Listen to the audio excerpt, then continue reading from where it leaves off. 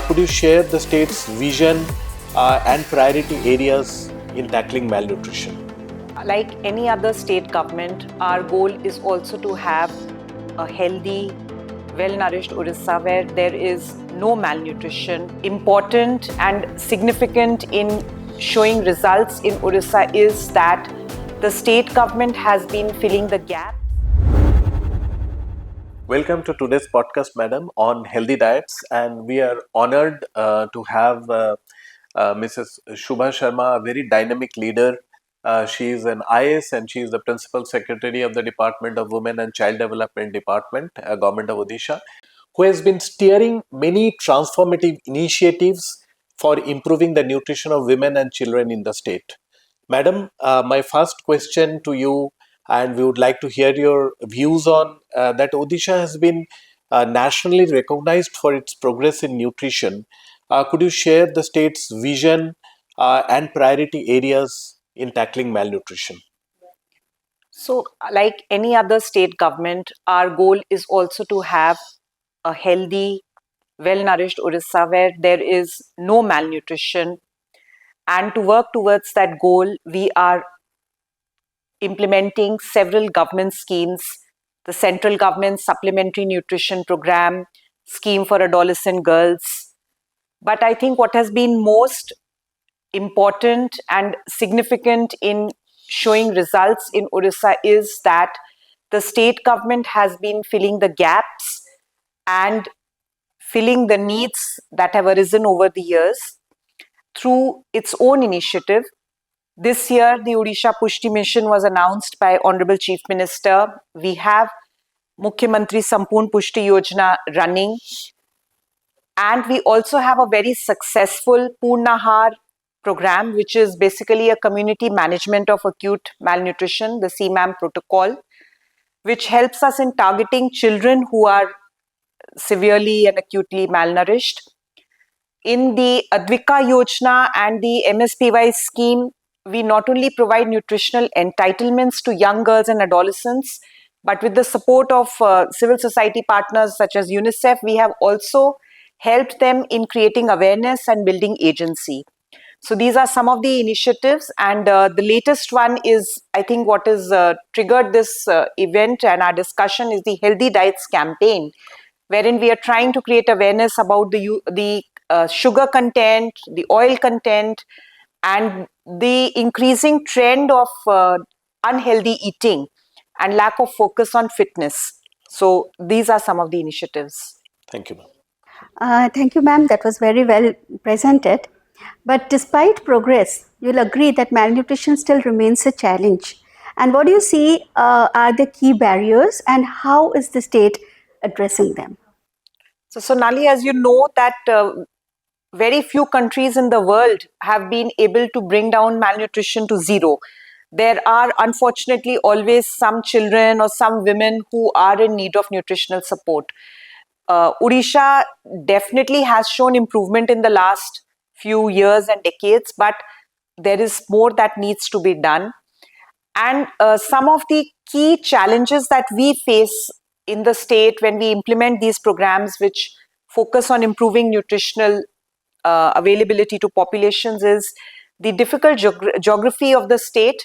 So there are extremely hilly and unreachable pockets, and there are small hamlets which are located there, which where the population finds it difficult.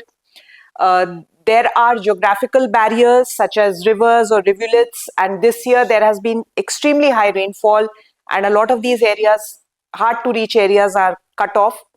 We do run a Pada Pushti Karikram, which was again one of the initiatives which was launched in collaboration with UNICEF, wherein in these hard to reach areas we undertake nutrition support programs.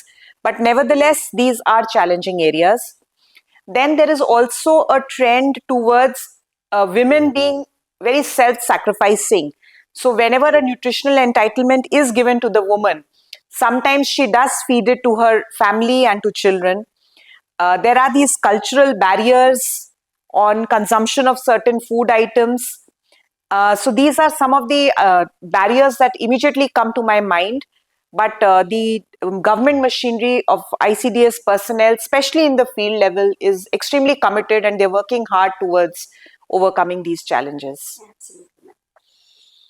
Ma'am, you would agree with me that in spite of so much of effort being put, and this is probably a problem across the country, anemia still continues to affect a large proportion of individuals, both women and children.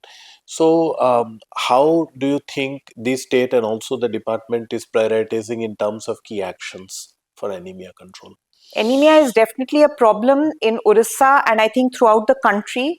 And to tackle that, there are obviously convergence programs going on in partnership with the Department of Health and Family Welfare.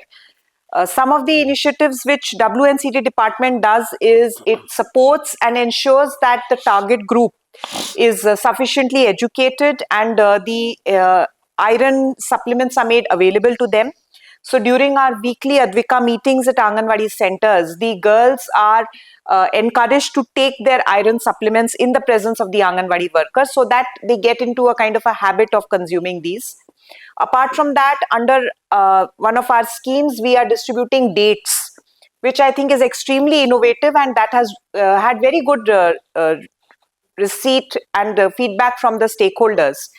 Hopefully, the dates consumption would help them in improving their status in terms of anemia. But yes, lot more needs to be done. And I think the only way of tackling this is to create awareness and education among women. A lot of us don't realize the ill effects of anemia. And I still remember 2 years back when there was a camp which was undertaken by UNICEF for employees of the Secretariat. Uh, the results were quite shocking that even educated, so called independent, economically self independent women were also not coming out very well on the anemia scale.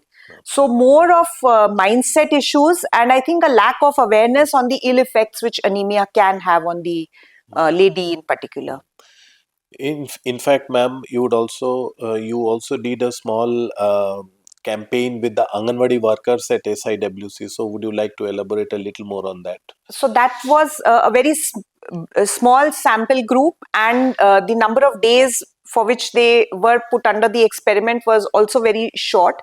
So we are still looking at the results that have come in, but we intend to do this for about 6 months or 1 year so that we have a larger sample size, which would throw up some interesting findings. Thank you. Ma'am, it's high time that we all realize that nutrition is not just a health issue, but it is also linked with education, with social development, with other, so many other multivariates are there. So, how is Odisha leveraging this convergence, ma'am? We do have regular interactions with our partner departments at the state level. At the district level, convergence is more visible because the district collector chairs these monthly meetings where all related departments are involved. And I would say at the grassroots level, the convergence is the highest where it should be, where the ASHA, ANM, and the Anganwadi worker come together on a regular basis and talk to their stakeholders, whether it is in the VHND day or whether it is in their ANC checkup dates. So there is a lot of collaborative effort going on. And as you rightly said, nutrition is not merely about health or even about consumption of food. It is also linked to deworming, it is linked to immunization. And in this, the field functionaries all work and participate together. It is also linked to clean drinking water. So the Panchayati Raj department is very closely involved. And the department, Women and Child Development Department, has taken the initiative of providing filters, water filters in every Anganwadi center, installing ROs. And hopefully, this will not only be for the consumption of children who are coming to the Anganwadi center, but also act as a demonstration effect and help communities get these facilities for themselves. Absolutely, ma'am.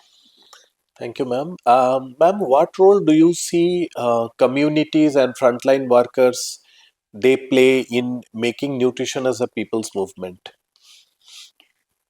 I think they have to do the entire job. We are sitting in Bhubaneswar and formulating policies, both you and me.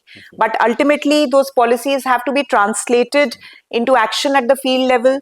If no policy can cover 100%, so if there are any gaps or any interpretations, then ultimately it is the understanding of the field functionary and how they interpret it.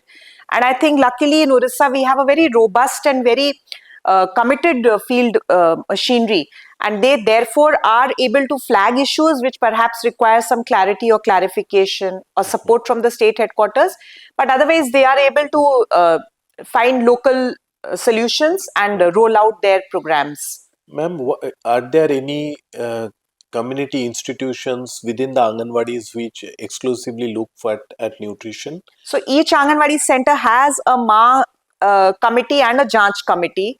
And the Janch committee, as the name indicates, is a monitoring committee. Ma'am. So it is supposed to look at the quality of nutritional entitlements. And the Ma committee is obviously the mother's stakeholder. In addition to this, when we look at early childhood care and education, we are involving caregivers in general, which need not be only parents. So it could be grandparents, it could be guardians, elder siblings if they are there looking after their young children. And therefore, it cannot be a targeted thing only to the mother, because there's a well-known saying that it takes an entire village to raise a child. So unless all community members are aware, only then will we see the kind of change that we hope to see. Okay. Finally, ma'am, what would be that one message that you would like to give to the people of Orissa on nutrition and healthy living? I think your campaign, which says a healthy diet campaign, healthy does not necessarily mean not eating enough or overeating, because we are also now seeing the issue of obesity.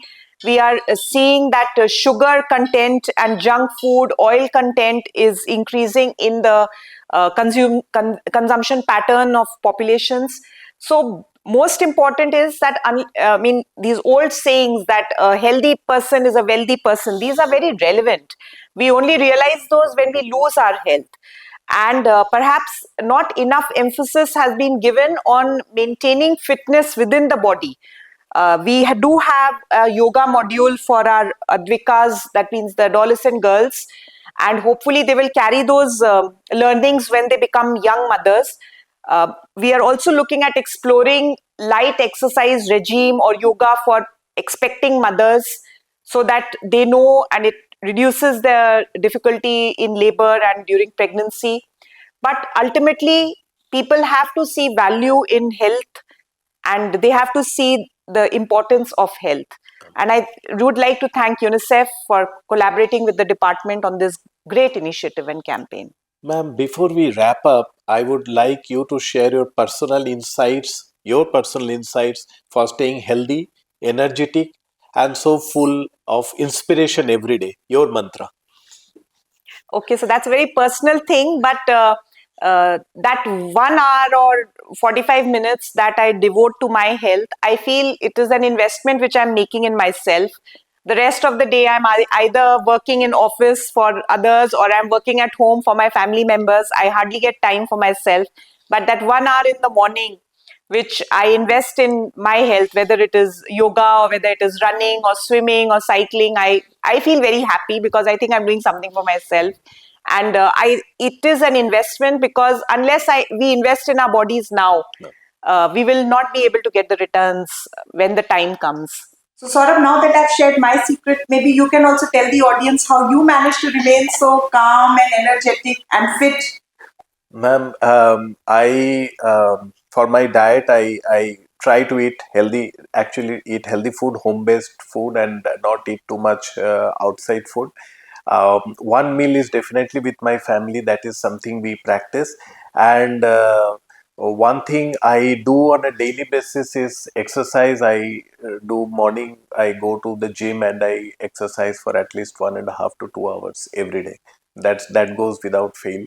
And then but try to practice those breathing exercises, because stress, as you know, it's an ever pervading. So try to practice breathing exercises, and number last point is I try to limit mobile exposure, even though that is very difficult, but that has a lot of impact on us in terms of actually disrupting our daily life patterns, and also is a very important component of healthy diets. Thank you, ma'am. And Sonali, now it's your turn to tell us how you manage to keep smiling in this pressure cooker environment of this department where we are all stressed all the time. Ma'am, I think the positivity, I try to take the positivity from everybody. And I do a little bit of meditation in the morning. I think that keeps me going whole day. And I know whatever is happening for the good.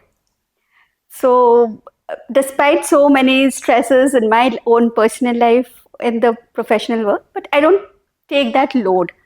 And that's the only thing I think, that happiness is the key word in your life, because nothing stays in life other than happiness. So I laugh it away. Thank you, madam, for your very valuable inputs. And Odisha's leadership in improving nutrition and healthy diets is an exemplar for the entire country to follow. And I'm sure that your valuable words will inspire several cross-departmental actions for improving the nutrition of the most vulnerable women and children in the state. Thank you once again. Thank you, ma'am. Thank you. Namaskar.